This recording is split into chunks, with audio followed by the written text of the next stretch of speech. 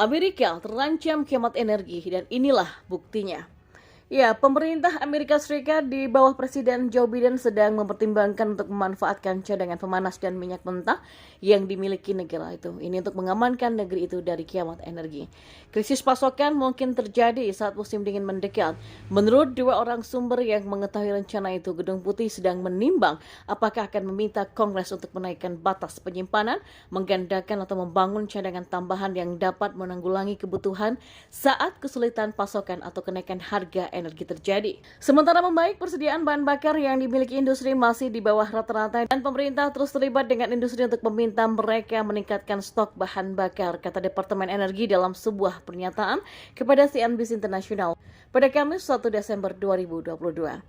Pemerintah terus bekerja dengan membuat undang-undang dan industri untuk mengidentifikasi semua opsi yang dapat membantu konsumen Amerika. Amerika Serikat saat ini punya sekitar 1 juta barel minyak pemanas dalam bentuk bahan bakar diesel.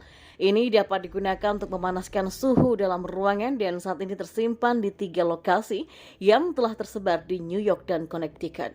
Administrasi Informasi Energi menyatakan persediaan minyak pemanas industri telah meningkat sedikit dalam beberapa pekan terakhir, namun dengan lonjakan harga minyak pemanas sebesar 54% pada tahun lalu, setiap gangguan pasokan dapat menambah gangguan yang baru. Minyak mentah sementara itu telah turun harga ke level sebelum serangan Rusia ke Ukraina. Ini mengarah ke spekulasi pemerintah yang dapat bergerak untuk melakukan pengisian stok kembali. Sejauh ini Gedung Putih dan mitranya di G7 mengaku siap untuk potensi lonjakan harga, mengingat rencana blok itu mengembargo minyak Rusia di wilayahnya. Dua pejabat senior administrasi mengatakan opsi tetap terbuka untuk mengeluarkan minyak cadangan pada awal 2023. Saya pikir kami ingin memastikan bahwa kami mengambil langkah yang tepat dengan cara terukur, kata Amos Hochstein, penasihat energi senior untuk Presiden.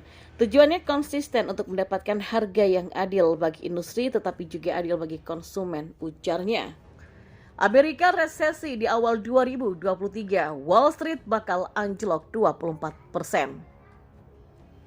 Ya, resesi sepertinya pasti akan melanda Amerika Serikat di tahun depan. Beberapa analis masih memproyeksikan pertumbuhan ekonomi negeri adidaya akan negatif meski Bank Sentral Amerika Serikat atau The Fed akan mengendurkan laju kenaikan suku bunganya. Terbaru, Bank of America atau BOFA memperkirakan Amerika Serikat akan mengalami resesi di kuartal pertama 2023. Oh ya, kabar buruknya di 2023, proses pengetatan moneter akan menunjukkan dampaknya kepada ekonomi. Kata ekonom Bank of America Savita Subramanian, sebagaimana dilansir oleh Business Insider pada Rabu 30 November. BOFA memprediksi produk domestik bruto atau PDB Amerika Serikat akan minus 0,4% pada periode Januari sampai Maret 2023. Dan kabar buruknya lagi, bursa saham Amerika Serikat yaitu Wall Street akan diperkirakan merosot. Indeks S&P 500 diramal akan ambrol 24% dari level saat ini. Tidak hanya resesi yang akan menggerogoti pasar saham di tahun depan, kenaikan suku bunga, inflasi yang masih tinggi, serta perang Rusia-Ukraina diperkirakan akan membuat investor takut masuk ke aset berisiko. Sementara itu, investor ternama Michael Burry memprediksi Amerika Serikat akan mengalami resesi selama beberapa tahun. Ya, meski banyak yang meramal resesi akan terjadi, bahkan bisa panjang dan parah, The Fed masih kekeh terus menaikkan suku bunganya. Ketua The Fed yaitu Jerome Powell sudah menyatakan laju kenaikan suku bunga bisa mulai dikendurkan pada bulan ini.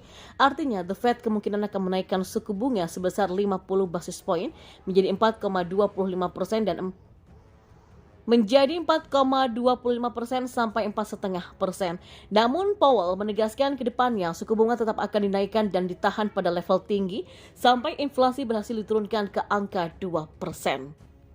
Ya, stabilitas harga menjadi prioritas utama The Fed meski resesi menjadi taruhannya. Artinya, inflasi tinggi lebih mengerikan ketimbang resesi. Inflasi tinggi yang mendarah daging lebih sulit disembuhkan ketimbang resesi. Bahkan faktanya The Fed dan bank sentral lainnya sengaja membuat resesi, sebab saat itu terjadi maka demand masyarakat akan menurun dan bisa menekan inflasi lebih cepat. Masalahnya akan menjadi runyam seandainya inflasi tidak turun meski resesi sudah terjadi. Hal ini disebut dengan reflasi oleh Gubernur Bank Indonesia Peri Warjio. Ada risiko stagflasi, yaitu pertumbuhannya stuck, turun namun inflasinya tinggi. Bahkan istilahnya adalah resflasi, yaitu resiko resesi dan tinggi inflasi, kata Peri saat menghadiri rapat kerja Komisi 9 DPR pada Senin 21 pada Senin 21 September lalu. Dan dalam kondisi yang normal, ketika resesi terjadi, maka Bank Sentral akan menurunkan suku bunganya, memberikan stimulus moneter guna mengacu perekonomian. Pemerintah juga bisa mengambil kebijakan fiskal ekspansif dengan meningkatkan belanja, contohnya ketika terjadi resesi akibat pandemi penyakit virus corona di tahun 2020 lalu. Bank Sentral di berbagai negara juga menurunkan suku bunganya dengan agresif. Pemerintah pun meningkatkan belanja yang akhirnya bisa memacu perekonomian.